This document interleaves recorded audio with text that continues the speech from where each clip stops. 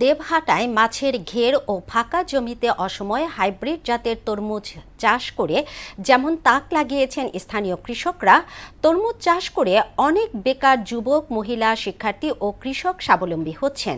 অসময় তরমুজের চাষ করে একদিকে যেমন বেকার ও কৃষকরা স্বাবলম্বী হচ্ছেন, অন্যদিকে নতুন এই কৃষি পণ্য চাষে মহিলারাও উদ্বুদ্ধ হচ্ছেন।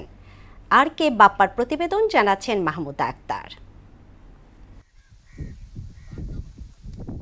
সুন্দরবন উপকূলীয় জেলা সাতক্ষীরা কৃষিতে স্বয়ংসম্পূর্ণ।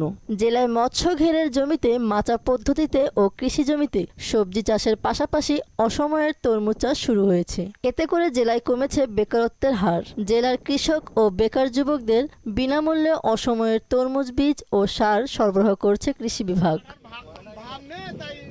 প্রতি বিঘা জমিতে 100 গ্রাম থেকে 120 গ্রাম বীজ রোপণ করা যায়। এই তরমুজ প্রতি কেজি 80 টাকা থেকে 100 টাকা পর্যন্ত বিক্রি করা হচ্ছে।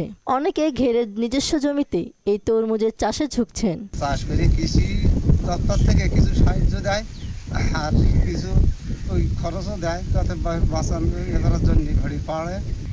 আগে আমরা এই অক্সিজেন তরমুজ চাষ সম্পর্কে জানতাম, কৃষি অফিসের সহযোগিতায় তরমুজ চাষ করেছি।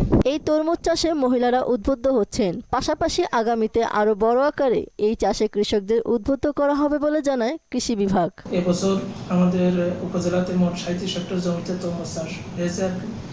এই তরমুজ চাষ বৃদ্ধির জন্য আমরা কৃষকদের বিভিন্ন ধরনের বীজ, সার এবং প্রশিক্ষণ প্রদান করে থাকি। অসময়ের তরমুজের চাষের মাধ্যমে কৃষকরা স্বাবলম্বী হচ্ছেন এবং দেশ অর্থনৈতিক প্রবৃদ্ধি অর্জন করছে বলে জানায় এই কর্মকর্তা। অনাবাদি জমিতে অফ সিজনে তরমুজ চাষ করে একই সাথে যেমন কৃষি উৎপাদন বৃদ্ধি পাচ্ছে, পাশাপাশি কৃষকেরা অর্থনৈতিকভাবে স্বাবলম্বী হচ্ছে। এবছর মোট 37 হেক্টর জমিতে এই অসময়ের তরমুজ চাষ করা হচ্ছে। গত বছর যেটা ছিল 30 হেক্টর। মাহমুদা আক্তার, মোহনা সংবাদ।